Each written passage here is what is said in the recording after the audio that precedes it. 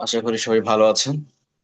আজকের ভিডিওতে আমরা দেখানোর চেষ্টা করব কিভাবে এক্সেল কিংবা সিএসভি ফাইলে যদি আমরা ডাটা ইনপুট করি সেটা কিভাবে আমরা এসপিএসএস সফটওয়্যারে নিয়ে আসতে পারি, অথবা এসপিএসএস থেকে কিভাবে আমরা ফাইল বা ডাটাকে সেভ করতে পারি সিএসভি অথবা এক্সেল ফরম্যাটে। সেটা ছিল আমাদের কনসেপচুয়াল ফ্রেমওয়ার্ক, এবং এখান থেকে আমাদের যে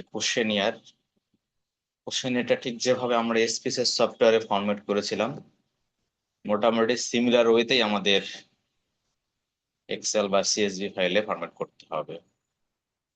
অর্থাৎ এখানে যেমন আমরা নাম অথবা আমার প্রথমে আইডি দিয়েছিলাম বা সিরিয়াল নাম্বার, দেন নাম, gender, age, education, academic year, resident, university, family members, then আমাদের যেসব target variable ATA, AK, CS, POS, PV, SA and SCI, same ফরম্যাটেই আমরা এক্সেলে আগে ডাটা ইনপুট করব, তারপর সেখান থেকে আমরা সরাসরি এসপিএসএস ফাইলে ইম্পোর্ট করতে পারবো। সো আমি এসপিএসএস এ যেমন আমাদের দুটো ডাটা ইনপুট করেছিলাম, আমাদের যেসব রেসপন্ডেন্টের সিমিলারলি আমি সেই ডাটাটাই আবার এক্সেল ফাইলে ইনপুট করেছি। সেটা হলো আমার এক্সেল ফাইল।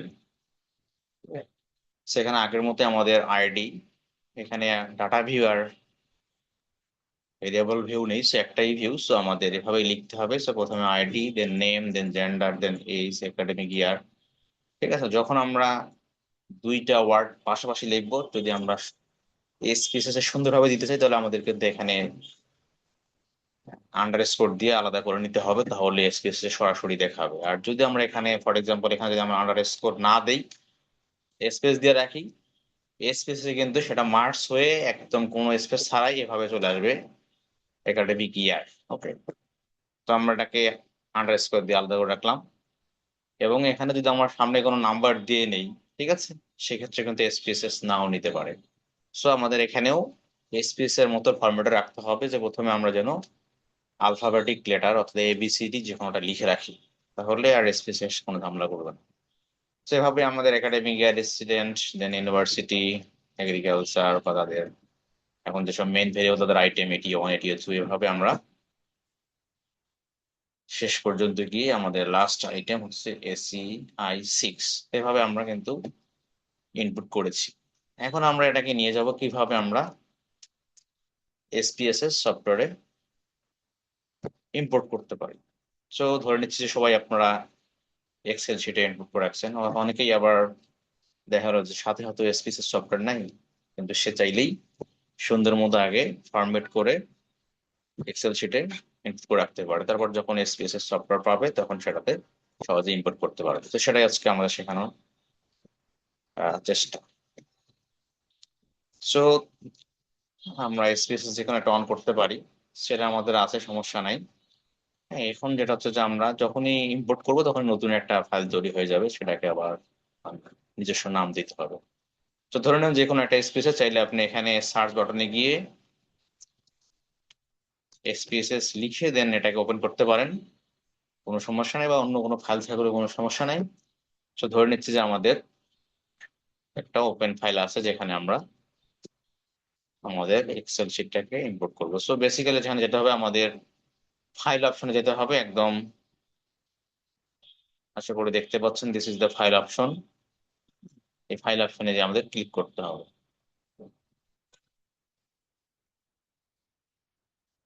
সেখানে যদি আমরা ক্লিক করলে দেখবেন আমাদের এখানে চলে আসছে ইম্পোর্ট।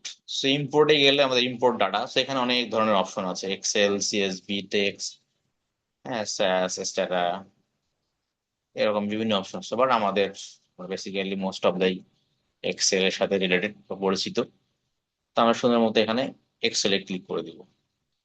তো এখন এক্সেল এই ফাইলটা কোথায় আছে সেটা আপনাকে আইডেন্টিফাই করে দিতে হবে। তো আমার যেহেতু এখানে কাজ করা আছে, এই জন্য এটা সরাসরি চলে আসছে। তো আপনাকে হয়তো বা বিভিন্ন সময় বিভিন্ন লোকেশন দেখাতে পারে, আপনি দেখে নিবেন যে আপনার ফাইলটা কোথায় আছে। আমার যেমন একদম সামনেই চলে আসে, আর আমার ডেস্কটপের ভিতরে আছে, সেটা আমি চলে যাচ্ছি।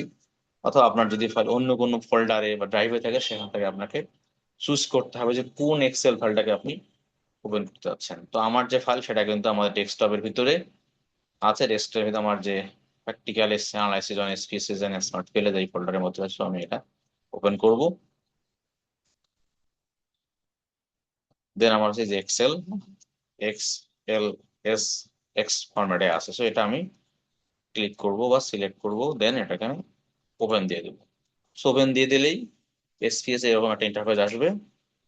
এবং আমার যদি অনেক সময় এক্সেলে যদি ফর এক্সাম্পল এখানে আমি দেখাই, এক্সেলে আমার মাত্র একটাই শিট, যদি এখানে আমাদের আরো দুইটা থাকতো, দুই তিনটা শিট থাকতো, সাপোজ আমরা এরকম দিলাম, এখানে কিছু লেখা থাকতো, তাহলে কিন্তু আমাদের এসপিএস এর মধ্যে এখানে সেট করে দিবে যে আসলে কোনটাকে আমি চাচ্ছি। যেমন ওয়ার্কশিট নাম্বার প্রথমটাই A1 প্রথমটাই আছে, এখানে অপশন নাই, যেহেতু এখানে এতক্ষণ একটাই মাত্র শিট ছিল।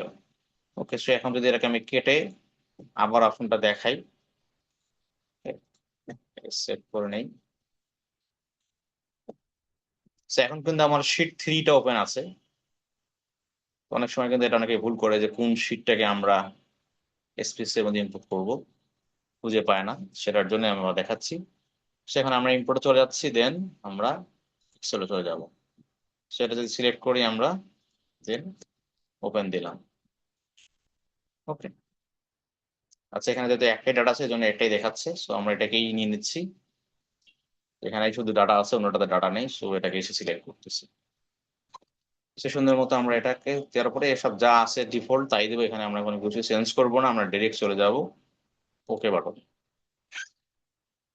সো ওকে দিলেই কিন্তু আমাদের এই এসপিএস ফাইল ওপেন হয়ে গেল। সো ফাইল ওপেন হয়ে গেলে এখানে কিন্তু আমাদের ভেরিয়েবল ভিউ দেখতে হবে আমাদের সব স্কেল সেম আছে কিনা, সবগুলোকে সে নমিনাল হিসেবে নিয়ে নিয়েছে।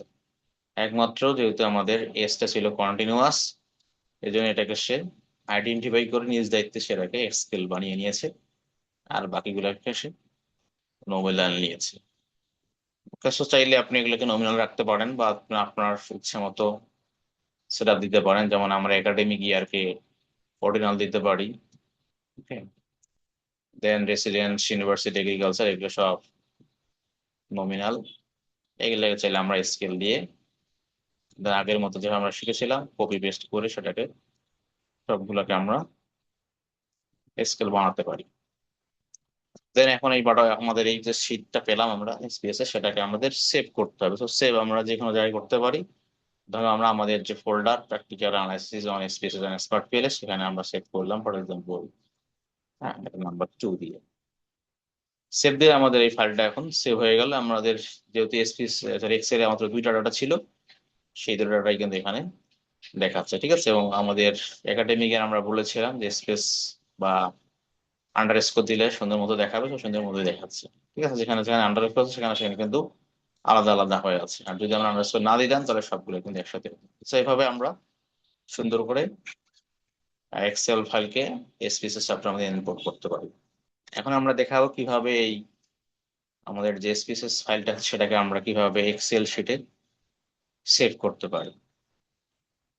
তো সিমিলার, জাস্ট আমরা যেভাবে ওয়ার্ড ফাইল বা এক্সেল ফাইল সেভ করি সেভাবেই। তো সিমিলার দেবো ফাইল, দেন যাবো সেভ অ্যাস, দেন সেভ অ্যাসে গিয়ে আমাদের দেখেন এখানে সেভ অপশন ফাইল নেম দেওয়া আছে, কিন্তু নিচে দেওয়া আছে SPS statistics star dot sap. তো এটাকে আমাদের চেঞ্জ করে দিতে হবে। সেটা আমরা চলে যাব এক্সেল এস এক্স ফরম্যাটে। তো এখানে ক্লিক করলে তখন আমরা নাম কি দেবো সেটা এখানে চাইবো। সেখানে আমাদের নামটা দিতে হবে file name. File name for example PSS practice,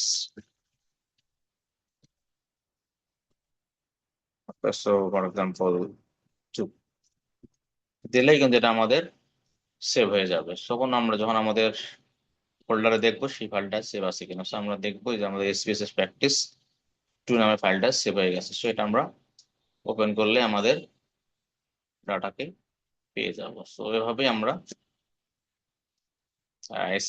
SPS থেকে এক্সেল শিটে সেভ করতে পারি। তো আমরা এখানে দেখলাম কিভাবে আমরা এক্সেল থেকে ডাটাকে ইম্পোর্ট করবো এসপিএস সফটওয়্যারে, এবং এসপিএস সফটওয়্যারে যদি ডাটা থাকে সেটাকে কিভাবে আমরা এক্সেলে নিয়ে আসতে পারি।